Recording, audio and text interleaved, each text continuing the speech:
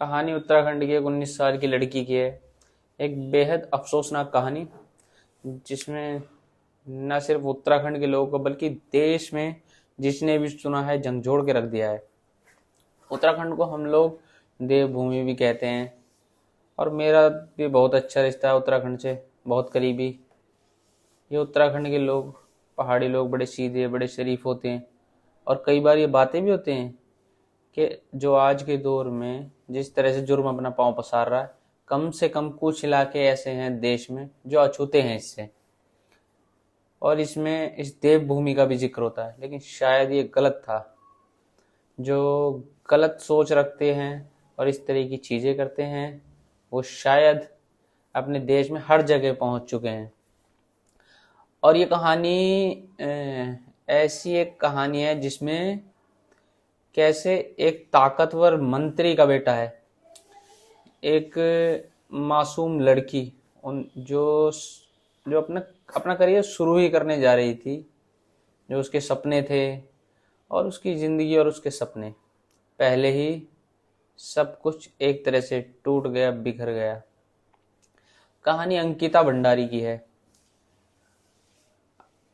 कहानी कुछ यूं है कि अंकिता भंडारी को उत्तराखंड के पौड़ी इलाके, उत्तराखंड में आपको पता है तो एक पौड़ी एक गढ़वाल, उसी में छोटे छोटे तमाम इलाके हैं।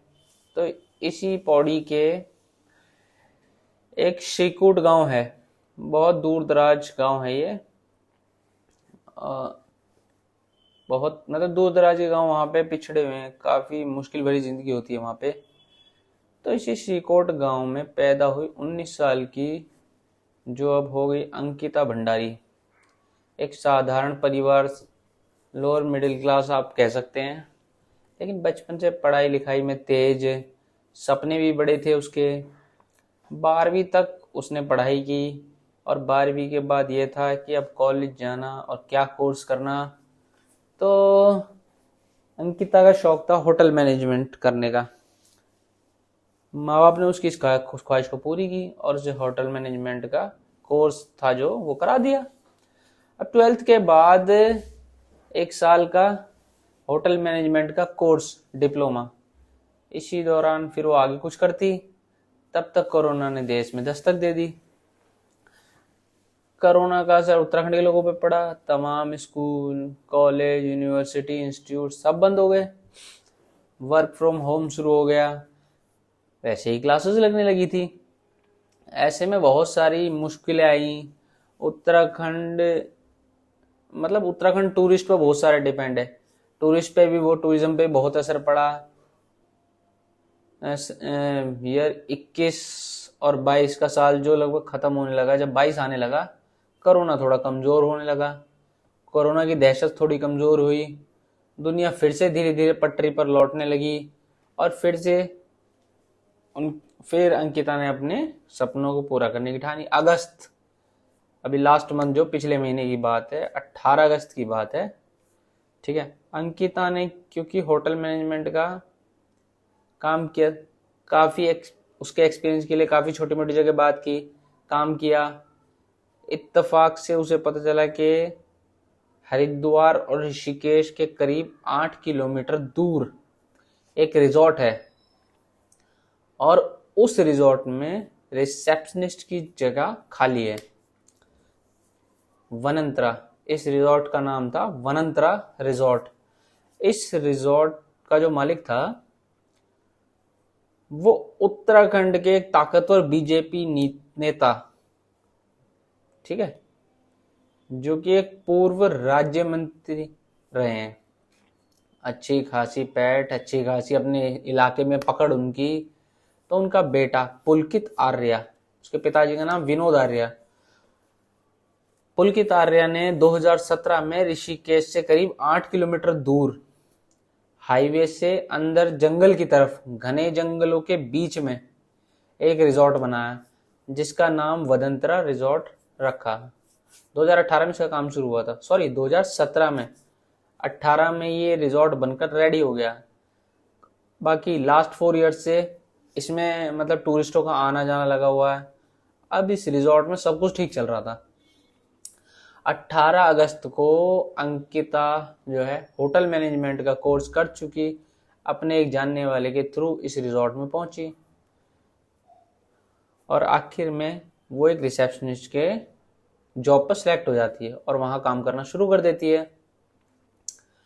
18 अगस्त को, अगस्त का महीना बीतता है, अब सितंबर स्टार्ट हो जाता है। लगभग महीना पूरा हो चुका है उसे वहां पे जॉब करते करते, ठीक है, और वहां काम करना शुरू कर देती है 18 अगस्त को। अगस्त का महीना अब बीतता है, अब सितंबर आता है, लगभग महीना पूरा हो चुका था, लेकिन ठीक एक महीना पूरा हुआ 18 सितंबर को। 18 सितंबर दोपहर का वक्त था, अंकिता अपने कमरे में थी, क्योंकि अंकिता का जो गांव है श्रीकोट गांव, वो इस रिजॉर्ट से जब ऋषिकेश से उसकी करीब 150 किलोमीटर की दूरी है।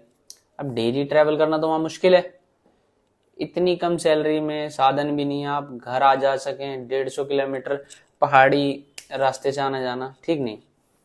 वहाँ एक एक घंटे में 20-30 किलोमीटर का सफर तय होता है। तो इसलिए इस रिजॉर्ट में ही एक रूम में अंकिता रहा करती थी, ठीक है। 18 सितंबर दोपहर 3 बजे उस रिजॉर्ट के रसोइये ने लास्ट टाइम अंकिता को देखा, लेकिन वो बहुत गुस्से में थी उस टाइम। उसकी शायद झगड़ा हुआ था, उसे रिजॉर्ट के मालिक जो है पुलकित आर्य, अब इसके बाद किसी ने देखा नहीं उस लड़की को, ठीक है। उसके बाद से वो गायब। 18 सितंबर की तारीख चली गई।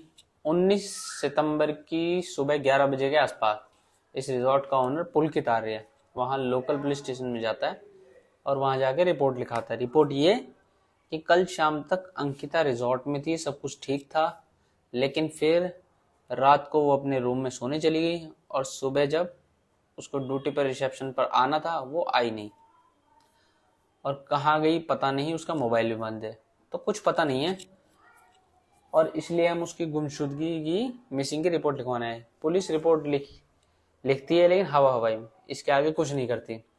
इस रिपोर्ट को लिखाने के बाद अब दोपहर को 19 तारीख को पुलकित अंकिता के माँ बाप को श्रीकोट में फोन करता है और कहता है कि अंकिता गायब है। अब वो बेचारे साधारण से परिवार के गरीब से लोग ये सुनते ही उन्हें सबसे पहले तो यकीन नहीं हुआ, पर वो इस खबर को सुनकर अब वो 150 किलोमीटर का सफर पहाड़ी का, उत्तराखंड में बहुत से ऐसे गांव हैं, इलाके हैं जहां पर बस के भी टाइम होते हैं और बस आती भी नहीं है, अगर एक बस मिस होगी तो नेक्स्ट डे ही मिलेगी। वहां पर भी उनके साथ यही दुश्वारी थी, चढ़ाई से नीचे उतरना, फिर पब्लिक ट्रांसपोर्ट से यहाँ तक पहुंचना, जिसका उनके पास वर्क नहीं था। तो 21 को रिपोर्ट लगाई, 22 को अंकिता के माँ बाप पहुंचते हैं यहाँ जहां पर रिजॉर्ट था ऋषिकेश के पास। वहां जाकर पुलकित उन्हें सारी बात बताता है। फिर वो उसी पुलिस स्टेशन पहुंचते हैं उसके माँ बाप जहां पर पुलकित ने रिपोर्ट लिखाई थी 19 तारीख को, ठीक है। बल्कि ये जो 20 को पहुंचे थे, 18 को गायब हुए, ये 20 की सुबह पहुंचे। अब ये जब पुलिस के पास पहुंचते हैं, अब अचानक से उसी वक्त एक अंकिता का दोस्त है जो जम्मू में रहता है और अंकिता का बहुत क्लोज फ्रेंड है, सारी बातें शेयर करती थी वो उस दोस्त से। उस दोस्त ने शायद उसने भी फोन मिलाया था 18 की रात से, 19 को भी नहीं उठाया, 18 को भी नहीं उठाया। अब अंकिता के माँ बाप को भी जानता था। इधर 20 तारीख को अंकिता की तलाश में उसके माँ बाप यहाँ पहुंचते हैं और उसी दौरान उस दोस्त को जम्मू में बैठे उसे पता चलता है कि अंकिता गायब है। तो वो अंकिता के पापा को फोन करता है और बोलता है कि मेरी 18 की दोपहर को अंकिता से आखिरी बात हुई थी और वो रो रही थी और उसने कुछ ऐसी चीजें बताई है। फिर वो जो व्हाट्सएप चैट हुई थी दोनों के बीच में, उसके स्क्रीनशॉट भेजता है उनको। अब अंकिता के फादर को ये पता चलता है तो उनको सीधा सीधा लगता है इसके पीछे कहीं ना कहीं पुलकित का हाथ है। अब अंकिता के पिता पुलिस से कहते हैं मेरे बेटी की गुमशुदा जो हुई है उसमें रिजॉर्ट के मालिक का हाथ है, पुलकित आर्य का। लेकिन क्या मजाल, एक ताकतवर बेटे के खिलाफ पुलिस रिपोर्ट तक दर्ज कर ले। वो बातों को बरगलाती रही, 4 घंटे तक माँ खड़ी है उसकी, भाई खड़ा है, वो खड़ा है, लेकिन पुलिस रिपोर्ट नहीं लिखती। अब वहाँ का जो लोकल न्यूज़ वाले और सोशल नेटवर्क पे जब उन्होंने आवाज उठाई, तब नेताजी के बाद नेताजी का नाम आया, तब नेताजी थाने पहुंचे और माँ बाप अंकिता के खड़े हुए, पूछना छोड़ी उन्हें। और जब आरोपी का पिता पहुंचता है तो पुलिस वाले उसके लिए स्पेशल चाय मंगाते हैं, बिठाते हैं, उसकी आओ भगत करते हैं, लेकिन अंकिता के माँ बाप के लिए बात भी नहीं सुनते। ये सारी बातें वहां के लोकल लोगों के साथ होते हैं, ठीक है। अब अंकिता के माँ बाप कैसे हैं, परेशान हैं, बुरा हाल है, और पुलिस ढूंढने के बजाय, यहाँ तक कि रिपोर्ट लिखने के बजाय, जिनके ऊपर शक है उनके रिश्तेदारों की खातिरदारी कर रही है। खैर माँ बाप नाउम्मीद हुए पुलिस से। इसके बाद वो लोग कोई मशवरा देता है कि आप डीएम साहब के पास जाइए, शायद वो आपकी मदद करे, डीएम साहब से मिले। अब माँ बाप उस एरिया के डिवीजन के डीएम से मिलते हैं। वहाँ जाकर वो डीएम से बोलते हैं हमारी बेटी ऐसे खो गई है, वो मिसिंग की रिपोर्ट है, लेकिन मुझे पता है वो जिस रिजॉर्ट में काम करती थी उसके ओनर, मतलब उसका ओनर उसकी मिसिंग के पीछे कुछ है, उसका हाथ है। डीएम को भी लगता है ये मामला कुछ संवेदनशील है। उसी के बाद वो पुलिस को ऑर्डर देते हैं कि फौरन इसके ऊपर कार्रवाई की जाए। डीएम साहब के कहने के बाद अब इनके पिता अंकिता भंडारी के पुलिस स्टेशन में आते हैं और आखिरकार उनकी रिपोर्ट 22 तारीख को, ठीक है, एक मुकदमा ही दर्ज होता है उनको खिलाफ। और उस मुकदमे में अंकिता के पिता बाकायदा बिल्कुल क्लियर पुलकित का नाम लिखवा दें, लेकिन एफआईआर दर्ज हुई, कोई कार्रवाई नहीं। अभी तक सोशल मीडिया फुल एक्टिव हो चुका है। अब 23 तारीख आ चुकी है, 23 सितंबर की तारीख आ चुकी है। 23 को आखिर में जब मामला बहुत ज्यादा उठने लगा, जब नेशनल मीडिया में भी खबरें आने लगी, तो फिर पुलिस वालों ने, मतलब हंगामा हुआ फिर वहां पे लोकल में। उसके बाद प्रेशर में बिल्कुल मजबूर हो गए, उत्तराखंड पुलिस ने पुलकित को, जो आरोपी है, उसको गिरफ्तार किया अंकिता की गुमशुदगी के पीछे हाथ होने के इल्जाम में। अब गिरफ्तार करने के बाद उससे पूछताछ की जाती है।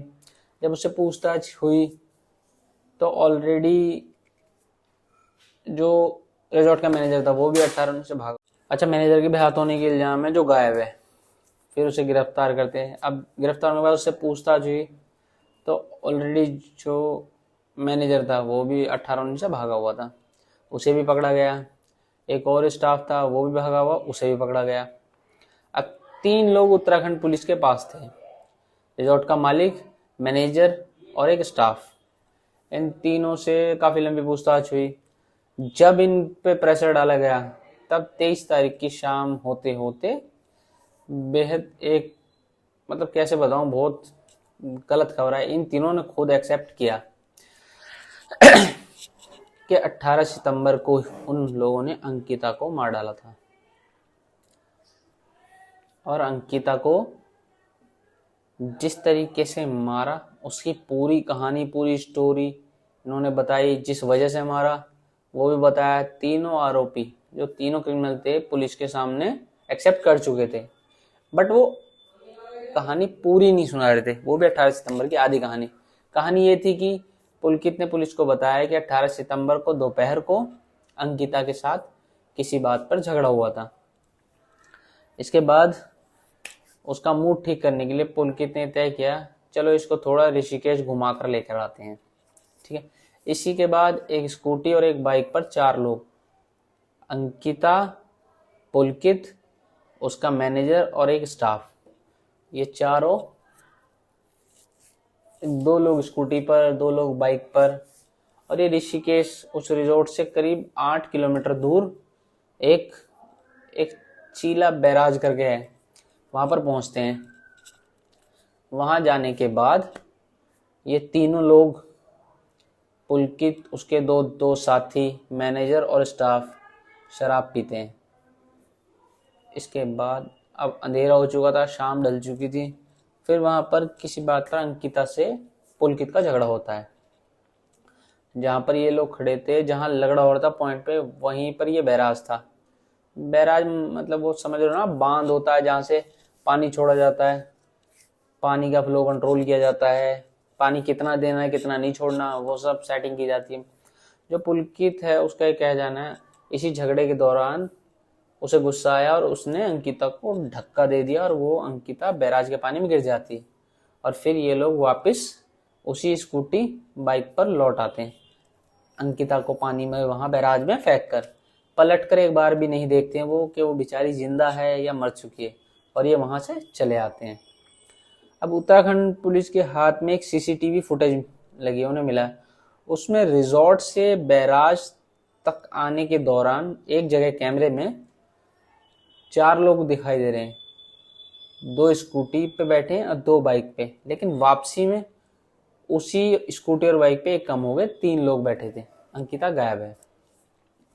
अब इन्होंने इतनी कहानी सुनाई बस, और उसके बाद पुलकित ने बताया जब इस पर शक ना हो, इसलिए उसने अगले दिन सुबह जाकर खुद ही पुलिस में रिपोर्ट लिखाई ताकि उस पर पुलकित पर कोई शक न बने। अब यहाँ तक कहानी सुनाई, लेकिन पुलिस को जैसे पता चला, उस बैराज के आसपास तमाम गोताखोरों को, डाइवर्स दोनों भेजा कि भाई आप सर्च करो, बट कहीं कोई बॉडी मिली नहीं। अब ये भी पता नहीं है कि अंकिता जिंदा है, बच गई, बट वो खुद भी सामने नहीं आ रही है। अब उसकी सर्च जारी है, कई राउंड उसकी सर्चिंग हुई है। अब अगले आज 24 सितंबर को, यानी सैटरडे के दिन, इस बैराज से जहां पर उसे धक्का दिया है उससे करीब 8 किलोमीटर दूर एक चीला पावर हाउस है, वहां पर एक लड़की की लाश मिलती है। गोताखोरों ने उसे बॉडी को बाहर निकाला। उसके बाद अंकिता के मदर फादर को बुलाया, उन्हें दिखाया गया, उन्होंने शिनाख्त की कि हाँ ये हमारी बेटी है। अब सवाल ये था कि 5 से 6 दिनों में अंकिता को जिस बैराज से फेंका गया था, गिराया गया था, वहां से लाश ये 8 किलोमीटर के दायरे में मिली। ये कुछ पता भी नहीं था ये लाश बहकर बॉडी कहाँ चली जाती, मिलती भी नहीं। तो बॉडी कहीं अटक गई थी वहां पे बैराज के पास, इस बांध या बैराज। हाँ, तो पानी कम हुआ तो उसके बाद गोताखोरों को ये लाश मिली, डाइवर्स गए, और यहीं से जो किलर था वो अपने शिकंजे में आना शुरू हो गया। और न ये लाश बहकर निकल जाती तो क्या पता, कातिलों का दावा तो यही रहता, हमने तो कत्ल किया ही नहीं, कत्ल हुआ है तो पहले बॉडी लाओ, ढूंढ कर लाओ। ऐसे बहुत सारे केस होते हैं जिसमें बॉडी नहीं मिलती तो केस नहीं बनता। लेकिन यहाँ सबसे अच्छी बात ये हुई कि कातिलों का ये मंसूबा नाकाम हुआ और अंकिता की लाश बरामद हो गई।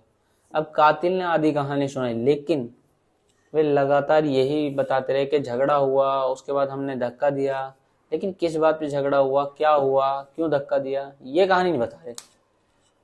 लेकिन उधर अंकिता के जो मदर फादर हैं जम्मू में बैठे हुए दोस्त से मिले, उस ऑडियो कॉल की रिकॉर्डिंग निकलवाई और उस व्हाट्सएप चैट पुलिस को दी उन दोनों ने। ठीक है, अब ये दोनों जो चीज़ें हैं ये इशारा कर रही थी कहीं और, वजह कोई और है।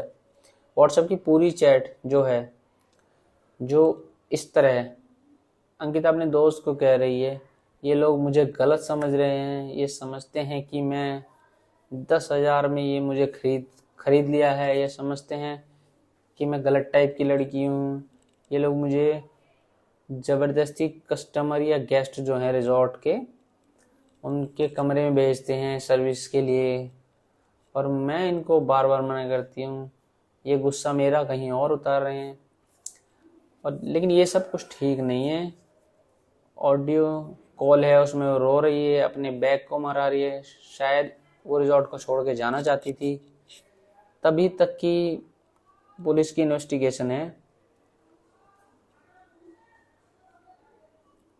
रिकॉर्ड पे भी उसने बोला है और वो इस प्रकार है कि इस रिजॉर्ट को शुरू तो किया गया था चलाने के लिए, लेकिन शायद रिजॉर्ट उतना चला नहीं, तो 8 किलोमीटर हाईवे से अंदर जंगल के बीचों बीच है, तो शायद नेताजी के बेटे ने इस रिजॉर्ट में दुनिया का सबसे पुराना धंधा स्टार्ट करने के लिए सोचा, जिस्म फरोशी का।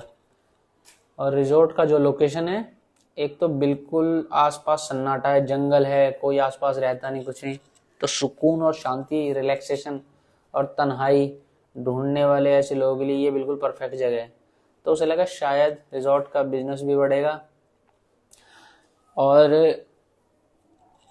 जब अंकिता की नौकरी लगी तो उसे लगा कि इसे भी इस धंधे में उतार लिया जाएगा, पर उसे मालूम नहीं था कि अंकिता इस तरीके से उसके खिलाफ जाएगी, इन चीज़ों का विरोध करेगी। अब वो शायद जा भी सकती थी, लेकिन यहीं पर उसको लगा कि शायद वो अपना मुंह ना खोल दे और ये ना बता दे कि इस रिजॉर्ट में क्या क्या होता है। ठीक है, तो ये एक डर था जिसकी वजह से पुलकित ने अंकिता को रास्ते से हटा दिया। अब पुलिस को इन सारी चीज़ों की तफ्तीश करनी है, लेकिन यहाँ पर खेल देखिए आप लोग कि ये सारी चीज़ों के लोगों को खुलासा हुआ, लोगों में गुस्सा तो था ही। अचानक आज ही 24 तारीख को जब लाश मिलती है, बॉडी मिलती है, जो उत्तराखंड पुलिस 2 दिन तक अंकिता के माँ बाप को टरका रही थी, एफआईआर तक नहीं लिख रही थी, जो डीएम के कहने के बाद एफआईआर लिखती है, जो आरोपियों की घर वालों की, रिश्तेदारों की, पिता की आओ भगत कर रही है, मेहमान नवाजी कर रही है। जब ये सारी चीज़ आई तो अचानक जो अपना देश में आजकल नया चल रहा है, एक बुलडोजर भेजा गया और उस रिजॉर्ट को गिरा दिया गया। अब यहाँ पे बेवकूफ़ी ये हुई कि एक तरफ स्टेट के डीजीपी कह रहे हैं कि इस रिजॉर्ट में इस तरह का धंधा हुआ करता था, और ये रिजॉर्ट कहीं ना कहीं इस सारी चीज़ों का बहुत सारे सबूत रिजॉर्ट के अंदर प्रोस्टिट्यूशन करा रहे हैं या कुछ और करा रहे हैं, तो कुछ ना कुछ एविडेंस वहाँ ज़रूर मिलेंगे। क्राइम सीन पर पुलिस गई तक नहीं, रिजॉर्ट गई खाली 3 दिन तक। उसके बाद जब बुलडोजर चला तब भी कुछ नहीं, ना फॉरेंसिक टीम ने विजिट किया, ना पुलिस की टीम ने वहाँ विजिट किया, कोई नहीं गया वहाँ। और एक जहाँ से बहुत सारे एविडेंस कलेक्ट कर सकते थे आप, सबूत, उसको बिना पुलिस की तफ्तीश के ही बुलडोजर चलाकर गिरा दिया, ताकि ये मैसेज जाए कि देखो हम कितना अच्छा काम कर रहे हैं। और ये बेवकूफ़ी का काम था। कम से कम पहले उस रिजॉर्ट की निगरानी होनी चाहिए थी, वहाँ से सारे फॉरेंसिक एविडेंस कलेक्ट करने चाहिए थे, जो वहाँ सबूत हैं उन सबको कलेक्ट करते पहले वहाँ से, उसके बाद बेशक आप उसको मट्टी कर देते रिजॉर्ट को। अब सफाई दी उत्तराखंड सरकार ने कि रिजॉर्ट इलीगल बना हुआ था, गैर कानूनी था, इसलिए हमने गिराया। अब यहाँ पर भी सवाल है, 5 साल पहले ये बनना शुरू हुआ, 4 साल से रनिंग में था, 4 साल से यहाँ लोग आ रहे हैं, टूरिस्ट यहाँ रुक रहे हैं, 4 साल तक 5 साल तक आपको पता ही नहीं चला ये इतना बड़ा ढांचा बना है, इतना बड़ा रिजॉर्ट बना है, और आप उसको गिरा रहे हैं। ठीक है, जब आपको नहीं पता था कि ये इलीगल है, अब यहाँ क्राइम हुआ तो आपने इसे तुरंत गिरे। यहाँ पर भी एक शक और सवाल खड़े होते हैं। हालांकि जो उत्तराखंड बीजेपी पार्टी, उसने इस पुलकित के फादर और इसके एक ब्रदर को, दोनों को पार्टी से निकाल दिया है। अब ये पुलकित स्टार्टिंग से ही शुरू से ही क्रिमिनल टाइप का लड़का रहा है।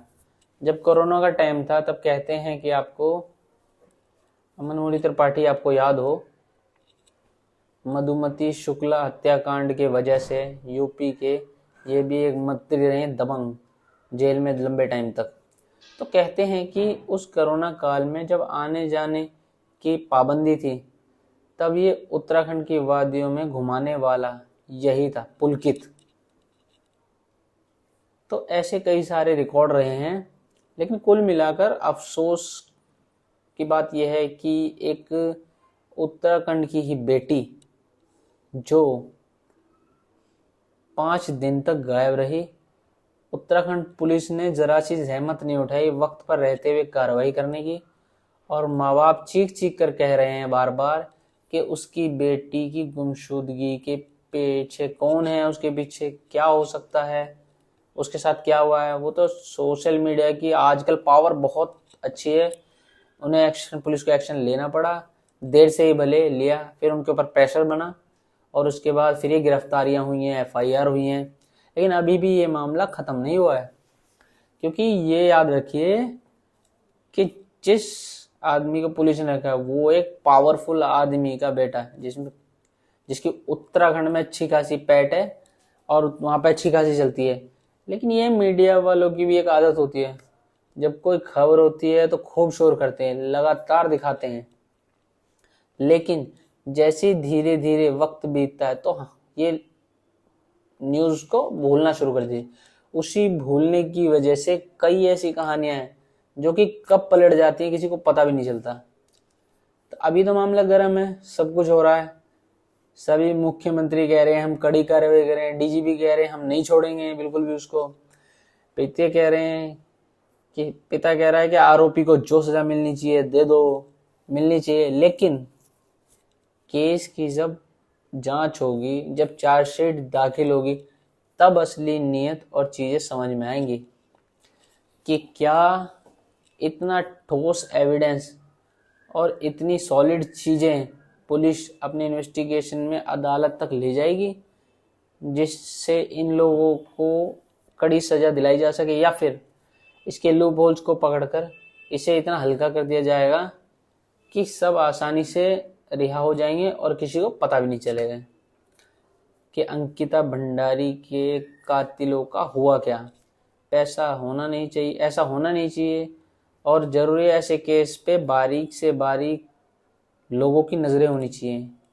लेकिन निहायत ही अफसोसनाक ये वारदात जो एक 19 साल की लड़की के साथ, जो शुरू में मैंने कहा जिसने अभी अपनी जिंदगी के सपने देखे थे, शुरुआत की थी, माँ बाप की उम्मीदें थी, वो उत्तराखंड से निकलकर होटल मैनेजमेंट का बिजनेस में, होटल अलग अलग बड़े बड़े आलीशान होटलों में काम करने का ख्वाब देख रही थी, उसके ड्रीम थे, बट लेकिन ये सब कुछ अधूरा रह गया। लेकिन क्योंकि कुछ लोग गलत चीज़ों को, गलत रास्तों पर चलते थे और वो उसे भी गलत रास्ते पर ले जाना चाहते थे। तो आज इतना ही, लेकिन आपसे वादा है इस कहानी पे मेरी लगातार नज़र रहेगी इस पूरी इन्वेस्टिगेशन के दौरान। चार्जशीट जिस दिन सबमिट होगी उस दिन मैं वादा करता हूँ उस पर पूरी नज़र रखूँ, उसमें क्या क्या हुआ आप तक मैं ज़रूर पहुँचाऊँगा, ताकि इस केस को इसके अंजाम तक पहुँचाया जा सके। तो ठीक है दोस्तों, मुझे बस ये इन्फॉर्मेशन देनी थी आपकी वजह से। ज़्यादा से ज़्यादा शेयर करें, लोगों को जागरूक करें, इस न्यूज़ को ज़्यादा से ज़्यादा फैलाएं और चैनल को सब्सक्राइब करे बिना कहीं ना जाएं। जय हिंद, जय भारत।